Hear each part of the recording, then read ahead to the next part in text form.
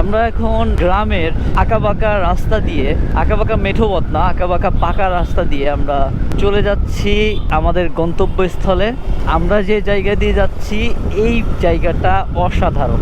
এই সাইডে ধানের ক্ষেত, এই সাইডেও ধানের ক্ষেত, মাঝখান দিয়ে রাস্তা এবং দুই পাশ দিয়ে গাছ। অনেক সুন্দর একটা রাস্তা দিয়ে আমরা রাইড করতেছি।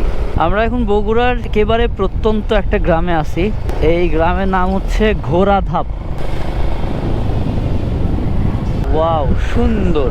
আজকে সারা দিনের যে ক্লান্তি ছিল এই রাস্তায় রাইড করে এই ক্লান্তিটুকু দূর হয়ে গেছে। ভালো লাগছে রাস্তাটা। এরকম গ্রামীণ পরিবেশে রাইড করতে খুব ভালো লাগে। আমি যেহেতু গ্রামের ছেলে, গ্রামে জন্ম আমার, গ্রামে অনেক বছর থাকছি, এখনও গ্রামেই আমার বাড়ি। সো গ্রামের এই পরিবেশটা আমি খুব বেশি মিস করি। যেহেতু এখন শহরে থাকি, ঢাকাতে থাকি, কিন্তু এই পরিবেশটা আমি প্রচুর মিস করি। এই জন্য খুব বেশি ভালো লাগতেছে। ধান মারাই করতেছে, জোস। আমরা এখন আছি চাঁদমুহা হাট, বগুড়ার একটা গ্রাম। এটার নাম হচ্ছে চাঁদমুহা হাট। ওহো, এই রাস্তাটা আরো সুন্দর। ওয়াও, সুপার ভাই, সুপার। এখানে একটা ড্রোন ফ্লাই দিলে সেই লাগতো না?